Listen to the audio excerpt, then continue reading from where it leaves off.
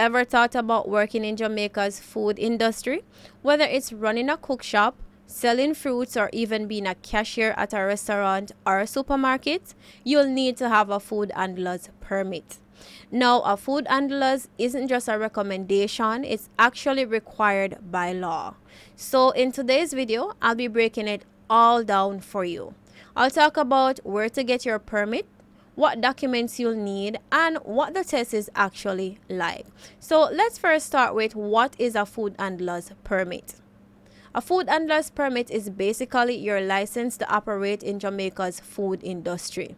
It's required for everyone who handles food, so whether you're a cook, cashier, street vendor, or even students in catering, you'll need it. It's essentially a permit that ensures everyone working with food meet the health standards necessary to prevent illnesses like food poisoning, for example.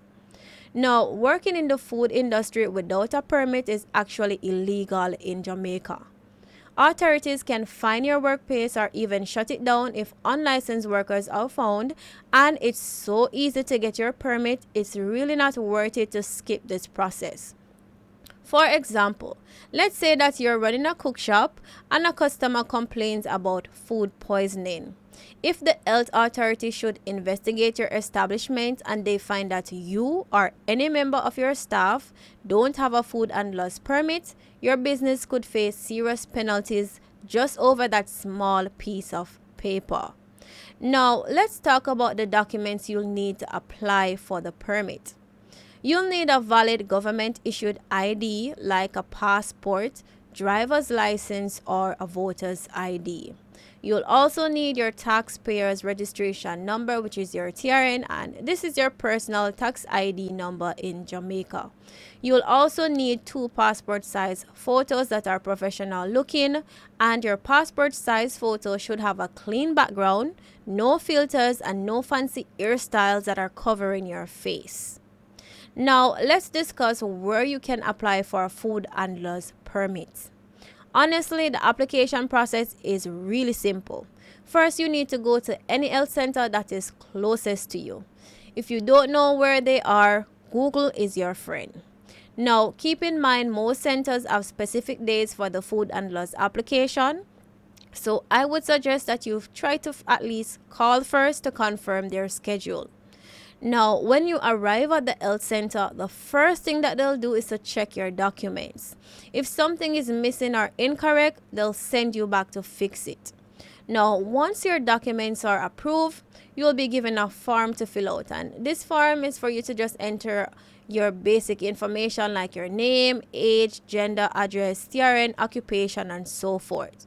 So after you do all of that, you will then have a short interview with a public health officer, and they will ask you a few questions about your health history. So they might ask you if you have ever been diagnosed with typhoid fever, if you have any skin rash, boils, or sores, or if you have any vomiting or diarrhea in the last 7 days. They might also ask if you have any discharge that's coming from your eyes, ears, or nose, or if you've lived or traveled abroad recently. They will also look at your fingernails to see if you have any infection in the nails. So ensure that you're wearing your natural nails and that they are short and clean. Now, the application fee varies by location, and it can be anywhere between 500 to 1,000 Jamaican dollars. Now, when you actually pay, you would get your receipt, so ensure that you keep it safe since you're going to need it when it's time to actually do the food handler's test. So the receipt will show you that you have paid, so ensure that you keep it so that you can show them that, hey, I've paid once it's time to do the assessment. And that assessment test is actually done based on a schedule.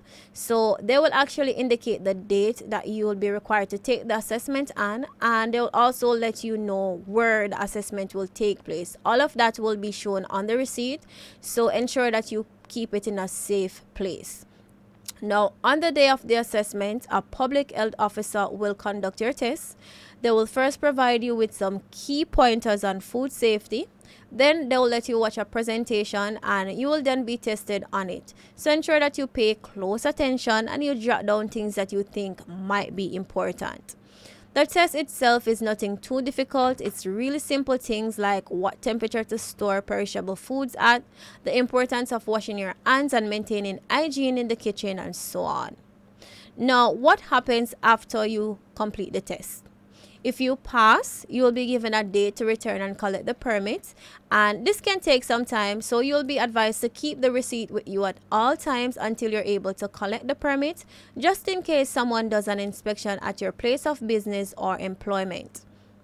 Now, if you don't pass the test, which is very rare, they'll let you know what you need to do to improve on, and they'll schedule a retest. Now, your food handler's permit expires every 12 months. So what this means is that every 12 months you have to do the test again. You can't just pay a fee to renew it like your driver's license. You actually have to repeat the entire process again, just like you did the first time.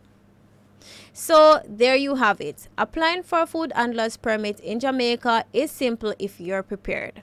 Just remember to bring all the required documents, keep your nails clean and short, and be ready to answer basic food safety questions.